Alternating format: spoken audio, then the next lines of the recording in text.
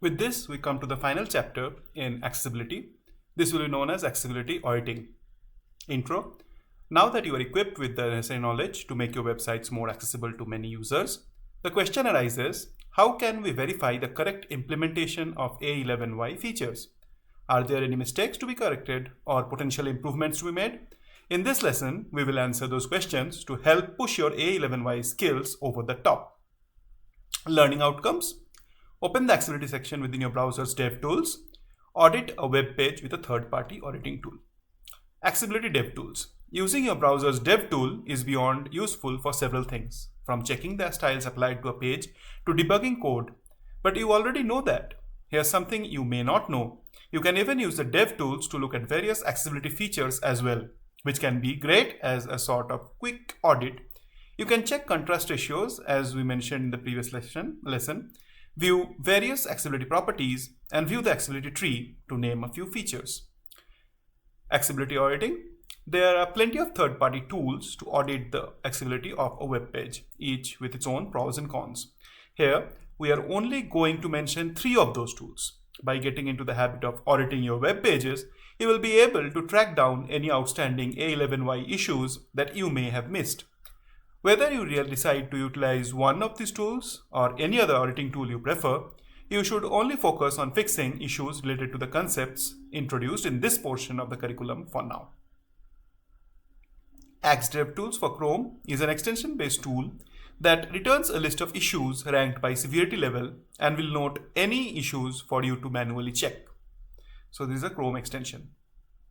Lighthouse for Chrome is available in the Chrome DevTools by default. It might also be listed as the auditing tab, or it can be run from the command line. Lighthouse provides more than just A11Y auditing, including performance, best practices, search engine optimization, SEO, and progressive web app PWA if applicable. Issues are separated by category, and like the Axe DevTools, there may be a list of issues for you to manually check. So let's look at what we have right now in Lighthouse. So in Lighthouse, this is our accessibility. So we can check accessibility only, analyze the load.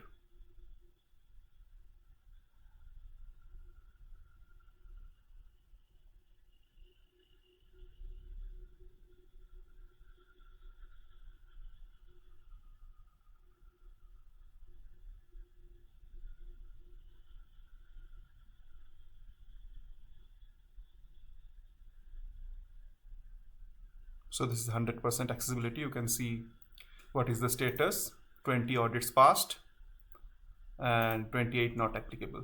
So we can do an audit right here in our browser. Nice.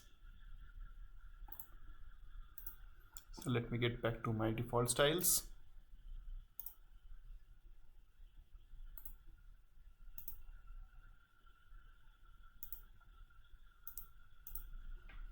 Minimum height on my paragraphs.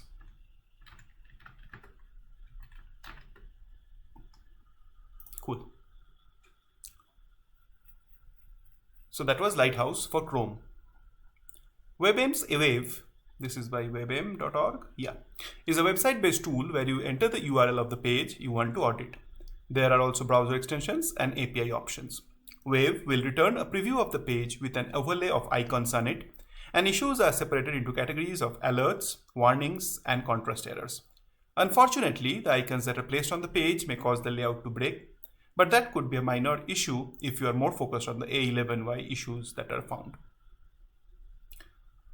Of course, one of the best ways to check the accessibility of your website is to get feedback from users who rely on these accessibility features. This isn't always an easy option, but it's worth hearing from those who may be affected by your site's accessibility or lack of it. Assignment: read the following resources. Accessibility features reference. This is on Chrome developers, starting from the accessibility pane section, provides a brief overview of Chrome's accessibility features in the DevTools. Emulate vision deficiencies from the Chrome 83 update page. So this is also on Chrome. The Open the Issues tab section on Developers Chrome. You can ignore any mention of anything that isn't accessibility related on this page, as we just want you to know how to open this tab in your DevTools. Once you do, you will be able to see A11Y issues in addition to any other issues found. Although there will be differences between different browsers, such as the value of the role property or how A11y properties are presented, check out the features of the accessibility panel section in MDM's documentation. There is useful information that, while more tailored to Firefox, may still be useful for Chrome users.